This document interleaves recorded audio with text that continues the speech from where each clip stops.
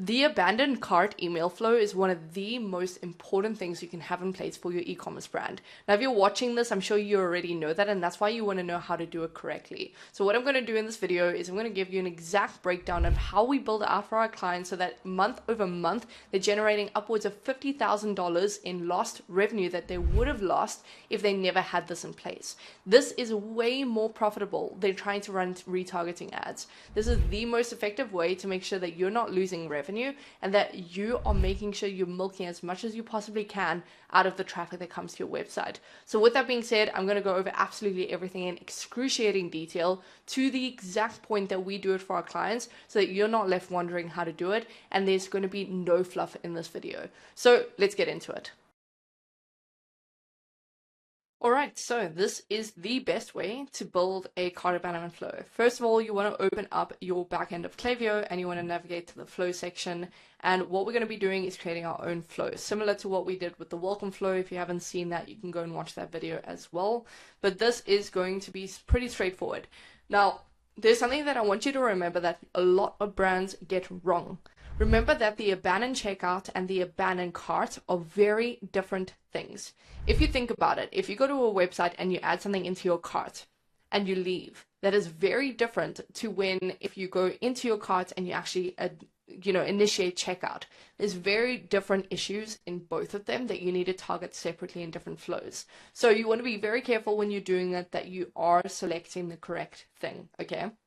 So what we're going to do is I recommend, just to make sure you're not making any mistakes whatsoever, simultaneously, it is sometimes better to build the cart abandonment and the checkout abandonment simultaneously. But what I recommend you do before you build your own flow, so we are going to build our own, but what I like to do for safekeeping, especially if you're building it with email and SMS, but regardless of what you do, what you should be doing is I like to open up this specific one, okay? And I just go in here, I like to make sure that I use this template. And what I like to go and do, obviously I don't have it integrated correctly, but the best thing to go ahead and do is you want to open up the first email that they give you and you want to save the button and the dynamic product block as a universal element so that you can go and drag and drop into all of your other settings, right? Or all of your other emails. So that is one thing you have to go ahead and do. Pause this video, go and do it. I don't have the integration, but maybe I'll show you a little bit of how that will look. But it's very straightforward. You just want to go into that email, you want to save it, and then you want to additionally go to your next email, okay? So we're going to go back here. Once you've saved that element, once you've saved those universal sections of the button, the dynamic product block, and any kind of links that are in there, you want to come here back to this and you want to build your own flow. Now keep in mind, as always, this applies to anyone that is wanting to use SMS and email, but if you are not using SMS, it still applies to you. Just skip over those prompts. So for now, what we want to do is we want to make the cart abandonment, okay? Remember that this is very different to the checkout abandonment, and I'm going to show you why. So first things first, we obviously come over here and you want to make sure that it is anyone, the trigger is anyone that has added to their cart, okay? So you want to make sure you go and choose it.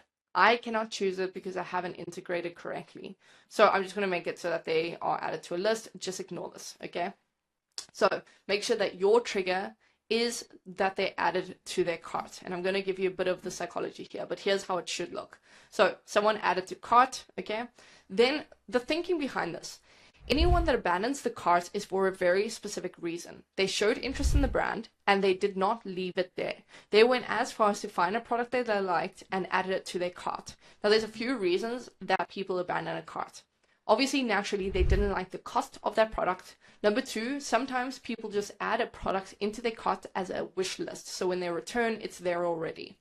The other thing is, a lot of people find that it's a complicated process. So it might actually indicate a website issue where it's a little bit complicated and it's not easy to navigate to the checkout button, especially if you don't have a good UI UX design.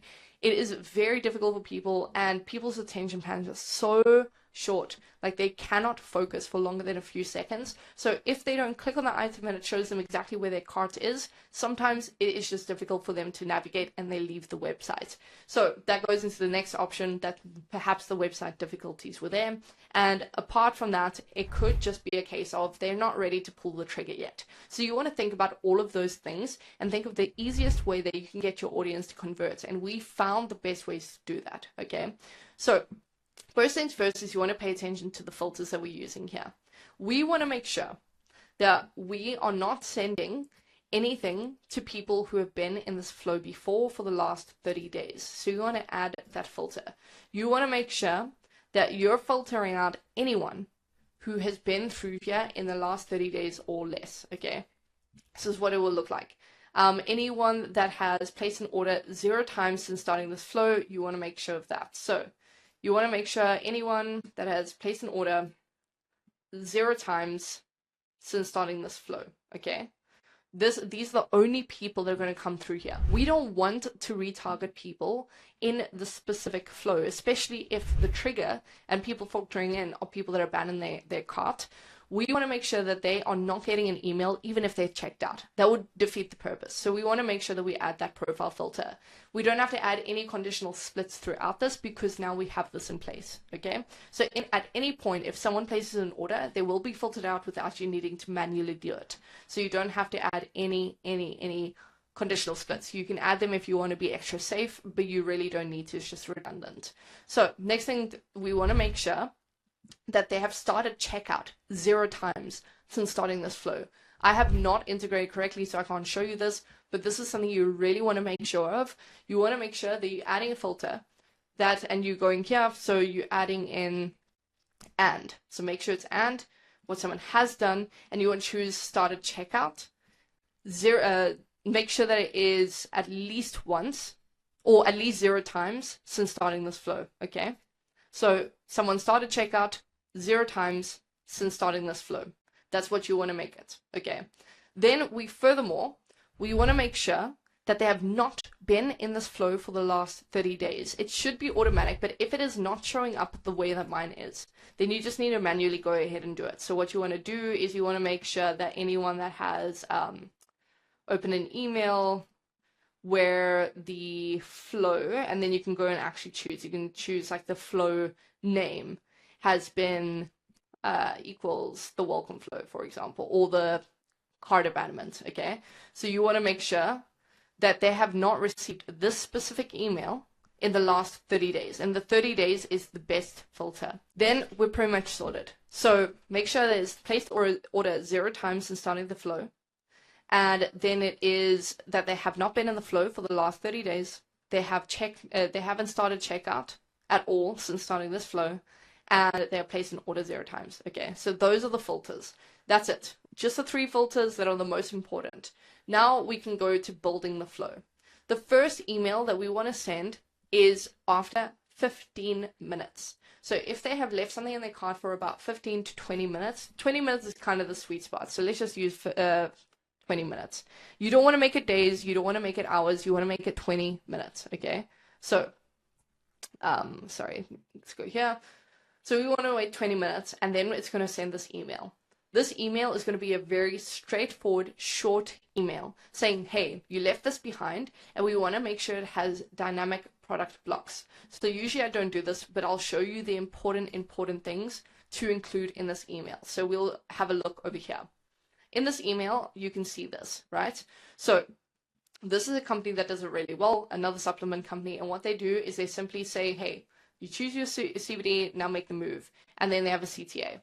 Now, what they do is, hey, wellness is only a few clicks away. We saved your cart for the next 48 hours. And they show you exactly the products that you left behind, and they add a CTA to lead you straight back to your cart. You want to make sure this takes you to the correct place, okay? So when you're building this, you want to make sure it takes them to the cart and to their checkout. And that is why you want to copy the correct universal element from the previous ones they pre-built for you, because that's got the correct code. Doing it yourself leaves room for error. Rather don't do that. Now, what will happen is you are combating the few reasons that they would abandon a cart. They didn't like that it was complicated. Maybe there was an issue with the website, whatever the case is. You want to at least tackle those issues, okay? And keep in mind, notice something. We are not offering a discount in the first email. But what we are doing is we're showing them the products they left behind. We have a CTA, and then we show some testimonials about the products. It's that simple. That's all that you're going to put in the email. But within the first 5 seconds, we know what we left behind, and we know that it's only going to last 48 hours, and we have a CTA. So it's very important. Now what we're going to do is we're also going to add an SMS that goes out around the same time. Okay. So we're going to add another time delay, probably for about 10 extra minutes. And we're going to send out an SMS in that time. Now, for the SMS, in case they're not checking their email or whatever the case is, we'll say, hey, you left your cart behind. It expires in 48 hours. Here's the link to recover. Okay, that's it. Then we want to add another, and if you want, again, you can add a conditional split. I'm not going to because we got the profile filter that filters out anyone throughout the entire flow, whether they've made a purchase. It's not going to target them. Okay. So what we want to do is we want to wait 1 day, no longer, no less. We want to wait at least 1 day. And sometimes if you want to be aggressive, you can change it to 2 hours. Okay. Sometimes that works as well. But once someone's away from their laptop, they're away from their laptop. So for argument's sake, if we want to be a little bit passive, we'll just say 1 day. Okay. And we want to wait 1 day, and I like to, for this specific one, I like to wait until it is their AM or some kind of peak time, and I choose usually Eastern time, but you can choose your recipient's time. So we want to wait 1 day, and then what we're going to do is we're going to send a follow-up email, and we're going to give our first offer and our only offer in this deal, except for the last call email. So this is just a 3 email flow. In the second email, what we like to do is we like to say, hey, get 20% off your cart for 48 hours only. Okay? So something along those lines, a very aggressive offer where we're saying, hey, for the next 48 hours only, you're getting 20% off, use code. And then I like to do that. Okay? So that they have to open the email. Then in this email, we make it slightly different, but we are pushing a discount code now. And we're saying, hey, get 30% off your cart, and we kind of like to show them how much would be cut off their carts, or we lead them to the carts and they can kind of figure it out. Now this covers the main issue that people abandon cart. It's because of the cost, right? As soon as they get a discount, they're like, okay, wait, I need to take advantage of this, especially if it's only going to last 48 hours or 24 hours or whatever the case is. So we like to do that.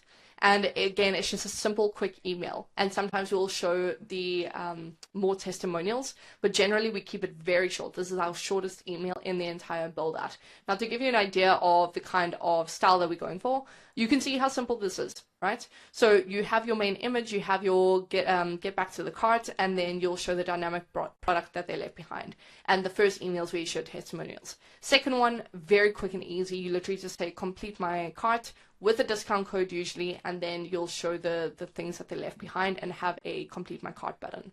So very simple. Now what you want to do is you want to add another time delay, and this is going to be the last reminder that you send. And this one is where you're going to be a little bit more aggressive, and you're going to say only 24 hours left to get your gift. Okay. Or what we like to say is, did you get your gift? And then we'll say 20% off expires in 24 hours. Okay. So something like that. Now this last one, again, just a simple, easy one. This is going to be a last call. It's going to be a, hey, not sure if you saw it, but time is running out and we're giving you the last 24 hours to get your cart.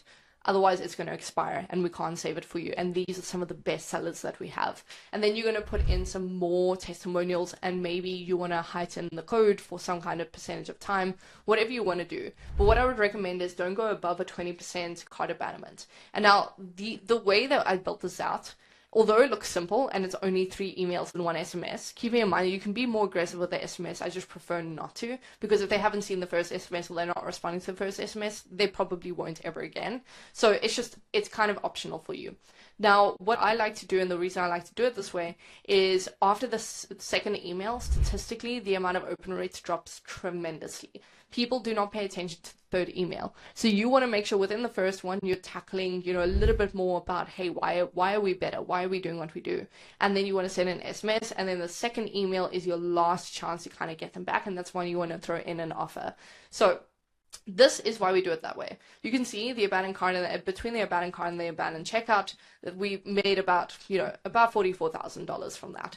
So that alone is a massive increase in revenue month over month in a 30-day period that you can expect passively just from building it out the exact way that I've shown you. And to show it live in the way with conditional splits in case you want to be safe, this is pretty much how we do it. Okay, so now to show you an example, this would obviously be more so when someone has added to cart. Wait 20 minutes, send an email, wait a day, send an email, and then send another email in the last bit. And that's what it will pretty much look like. All right, this is just something I really want to mention because I forgot to mention it in the first time I recorded this. But something that is so important that you should be doing as well is you should duplicate this flow for the checkout flow as well. So pretty much do this exact layout with the same offer, with the same everything, but instead you want to make the trigger anyone that abandoned checkout. Okay. Sometimes, if you're using Shopify specifically, you need to go through a whole different step-by-step process to set that up so that it's integrated correctly and it's not picking them up as the same activity. So make sure you go ahead and do that. But when you're building out your checkout flow and your checkout abandonment, you want to make sure you're duplicating this entire process, but you're changing the profile filter. So don't forget that. When you're changing your profile filter, you still want to make it that they placed an order 0 times in starting this flow, but you also maybe want to extend this. So if this is 20 minutes, you want to change it to 30 minutes, and you want to make sure that they have not purchased at all, and that they have not purchased, especially while in this flow. Okay, fortunately this profile filter makes sure that there's no overlap, so you should be all good. But just duplicate it, especially if you want to build the checkout abandonment, so it doesn't have to be its own separate video. Just apply all of the same steps here and you can get creative and think about those problems. But what I will say is the problems are slightly different for a checkout abandonment, right? Checkout abandonment is usually shipping costs, or it's taking too long to fill out their billing info, especially if it's not order fill out. They have some guilt and there is a longer delivery time than expected, or the form to fill out was just way too long, right? So I've been in that case where the billing information comes first on the, one of the steps, and I have to fill in so much information and they're asking a lot from me, and it's just a long process and the website's not working correctly. I've left so many checkout processes because of that. So sometimes it is better that you fill in some different information. So instead of testimonials in the first email, you want to talk about your shipping times, how quickly, maybe some testimonials that are talking about those shipping times, or testimonials talking about how quickly they got their products and how good their products were and how value for money they were. So you want to make sure that all of these issues are actually targeted in the flow that you're focusing on. So while you are copying over the same kind of layout, you want to change a little bit of the elements. So instead of testimonials, you're showing testimonials for shipping. Instead of anything else, you want to talk about how quickly you got the products, and maybe some testimonials even saying that these are the cheapest shipping costs that they've seen for a while. So whatever you can find that combats these reasons is a really good thing to include in your email. So that is something that is just good to remember as a rule of thumb. But otherwise, I hope that helps.